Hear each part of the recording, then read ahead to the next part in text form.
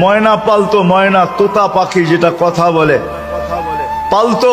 একদিন সকালে বাহির হইতেছে, ময়না বড় দামি হয়, অনেক দামি পাখি। তো বাহির হইতেছে, তো ময়না জিজ্ঞাসা করতেছে মালিক কোথায় যাবে? শিকার খেলতে যাব, শিকার জঙ্গলে। আমার ভাইদের সাথে দেখা হইলে আমার একটা সালাম দিও। তো যখন জঙ্গলে ঢুকছে তো যে দেখতেছে কতগুলা ময়না ডালে বসা আছে, তো নিজের ময়নাটার সালামের কথা মনে উঠছে। তো ডাক দিয়া কইতেছে, শুনো, তোমাদের মতো একটা ময়না আমার বাড়িতেও আছে, সে তোমাদেরকে সালাম দিছে। এই কথা বলতে দেরি এই ময়নাগুলা ডালের থেকে পড়া মরতে দেরি হয় না। তার মন খারাপ হয়ে গেছে যে ওর সালামে এমন কি বিষ মিশানো ছিল যে এত দামি দামি 12-13টা ময়না মরে গেল। তো শিকার না খেলেই বাড়িতে চলে আসছে।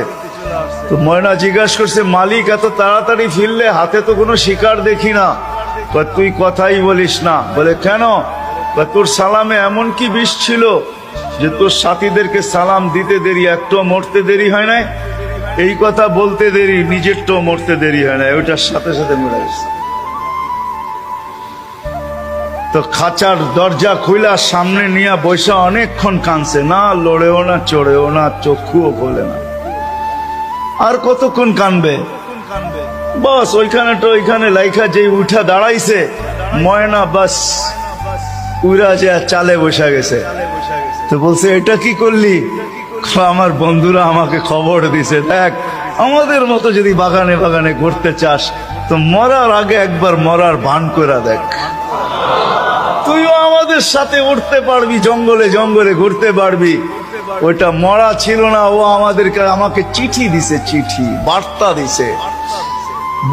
দিছে। এই জন্যই আল্লাহ ওয়ালাদের কাছে, যাদের বয়স হয়ে গেছে আর কত করে, জান আল্লাহ ওয়ালাদের কাছে পড়া থাকেন, জান আল্লাহর রাস্তায় পড়া থাকেন। মা বোনদেরকে বলবো, জান মুসল্লায় পড়া থাকেন। ভাবেন মরার আগে মরা গেলাম, তাইলে চিরদিনের মৃত্যুর থেকে বেঁচে যাবে, জান্নাত মিলবে। জান্নাত করবো তো? পাক্কা ওয়াদা? আল্লাহ আমাদেরকে আমল করার তৌফিক দান করেন। ওয়া মা আলাইনা ইল্লাল